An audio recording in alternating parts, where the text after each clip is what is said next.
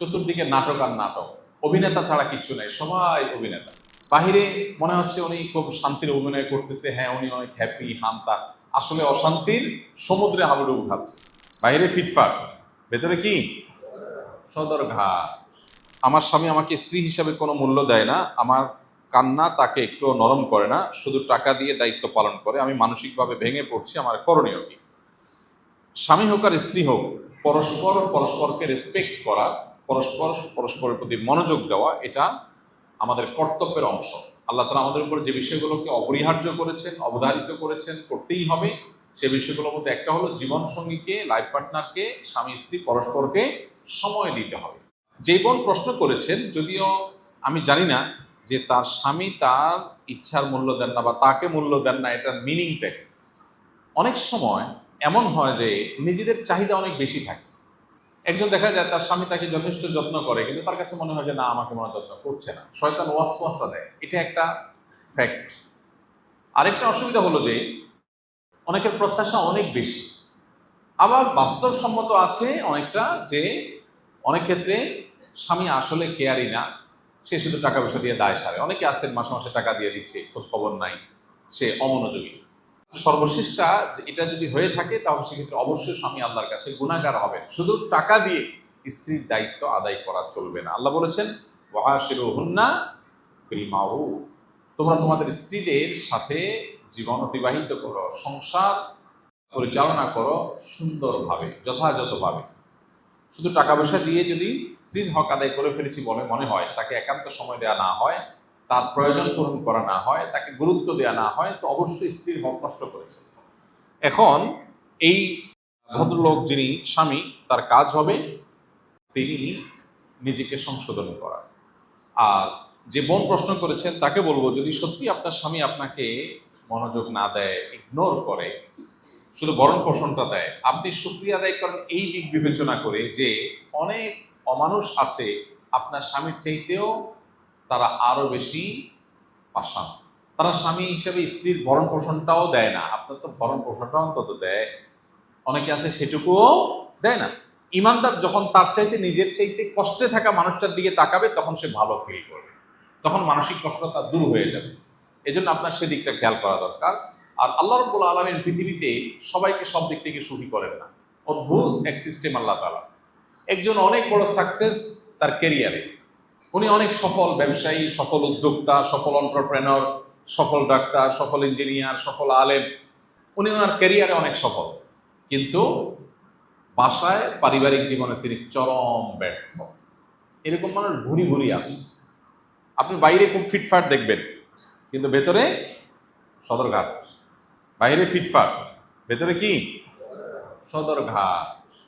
বাহিরে মনে হচ্ছে উনি খুব শান্তির অভিনয় করতেছে, হ্যাঁ উনি অনেক হ্যাপি হান্তা, আসলে অশান্তির সমুদ্রে হাবুডুবু খাচ্ছে। আর এখন দুনিয়াটাই হলো অভিনয়ের দুনিয়া, এখনকার পৃথিবীটাই হলো কিসের? অভিনয়ের পৃথিবী। চতুর্দিকে নাটক আর নাটক, অভিনেতা ছাড়া কিচ্ছু নাই, সবাই অভিনেতা। একজন আলেম চট্টগ্রামের বলতেছিলেন যে ভালো স্বামী বলতে পৃথিবীতে কিচ্ছু নাই, কে কতটা ভালো অভিনয় করতে পারে সেটা হলো বিষয়। হ্যাঁ, অভিনয় কে কত ভালো পারে সেটা হলো বিষয়। যাই হোক, এটা আবার বেশি একেবারে নেতিবাচক হয়ে যায়, এবং ভালো মানুষ নাই বললে ভুল হবে, আজকে বহু মানুষ আছে আলহামদুলিল্লাহ, এর মধ্যেও আছে। এই জন্য ভাই, আমাদের মনে রাখতে হবে যে দুনিয়াটা জান্নাত না, দুনিয়াটা জান্নাত না। এখানে সবকিছু মন মতো হবে না ভাই। একজন মহিলা তার স্বামীটা এত কেয়ারি, মাশাআল্লাহ, খুব যত্ন করে, খুব মনোযোগ দেয়, খুব খেয়াল করে, মাগার পয়সা করি নাই, ফকির নেই, কি বলেন? এখন যার স্বামী তাকে নিয়মিত মাসে টাকা পয়সা দেয়, খরচ খরচা দেয়, কোনো অসুবিধা নেই, তার কাছে ব্যাপার এটাই সবচেয়ে বড় ব্যাপার। তার কথা হলো ভাই, টাকার দরকার নেই, কেয়ার হইলে হবে। যার যেটা না থাকে ওইটার গুরুত্ব তার কাছে বেশি থাকে, শয়তান ওটা আগে তার কাছে গুরুত্বপূর্ণ করে তোলে। আর যার স্বামী টাকা পয়সা দেয় না, সারাদিন ঘরে বসে থাকে আর মহব্বত করে, ভালোবাসা বলে, আই লাভ ইউ বলে, সারাক্ষণ শুধু পাম্পটি দেয়, ওই মহিলার কাছে এটা একটা বোঝা। বাবা এত আই লাভ ইউর কাম নাই, টাকা পয়সা কামাই করে নিয়ে আসে। দুনিয়াটা এমন, শয়তান এমন ভাবে আমাদের সামনে তুলে ধরেছে, যার যেটা নাই শয়তান তার কাছে ওইটার জন্য হাহাকার তৈরি করে। আর ইমানদার এগুলোর সবগুলোর বিরুদ্ধে যুদ্ধ করে, এই বলে যে আল্লাহ যে অবস্থা রেখেছেন আলহামদুলিল্লাহ। আমার সঙ্গে যদি অমানুষ হয় তাকে মানুষ করার চেষ্টা আমি করব, কিন্তু অ্যাট দ্য সেম টাইম আমি আল্লাহর প্রতি কোনো অভিযোগ আমার নাই, আমি শুকরিয়া আদায় করবো, কারণ এর চাইতে বেশি ক্রাইসিসে বহু মানুষ আছে আমাদের কাছে। অর্থাৎ হুজুরদের কাছে মানুষ সুখের দিনে আসে না, আমাদের কাছে মানুষ, হুজুরদের কাছে সাধারণত মানুষ সুখের সময় আসে না। আসে কখন?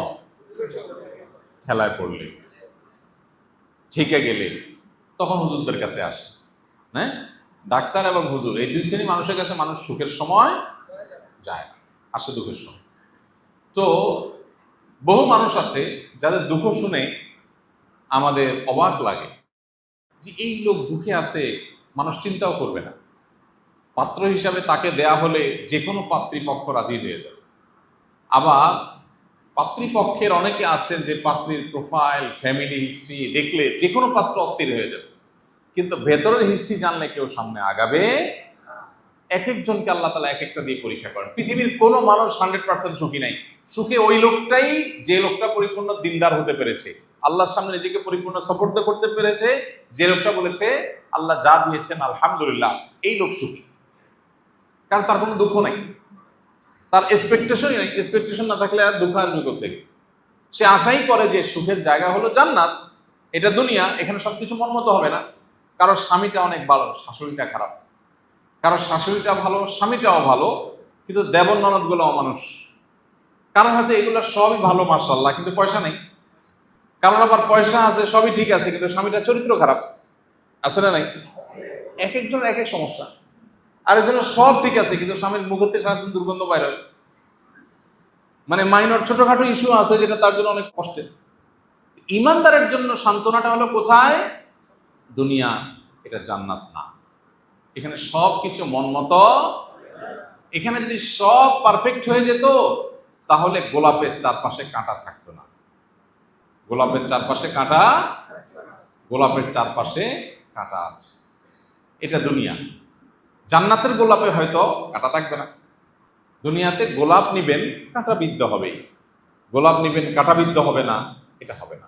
এই জন্য দুনিয়াতে যেই কোনো কিছুতে অতৃপ্তি থাকবে। এই জন্য আমার যে বোন প্রশ্ন করেছেন তাকে বলবো আলহামদুলিল্লাহ বলুন, সবর করুন, স্বামীকে সংশোধন করবার চেষ্টা করুন, ওলামা ইকরামের দ্বারা মোটিভেশন করাবার চেষ্টা করুন, আল্লাহর কাছে দোয়া করুন, এবং দিল থেকে বলুন আল্লাহ অ্যাটলিস্ট আমার স্বামীটা তো ক্যান্সার আক্রান্ত না, আমার স্বামীটা তো অ্যাটলিস্ট বড় কোনো দুরারোগ্য ব্যাধিতে ভুগছে না, চরিত্রহীন না, বা অন্য দিক থেকে তার আরো খারাপ হতে পারতো, সেটা তো অন্তত না। আলহামদুলিল্লাহ, আল্লাহ তাআলা আমাদেরকে মানসিকভাবে সুখ এবং শান্তির নিয়ামত হাসিল করার তৌফিক দান করুন।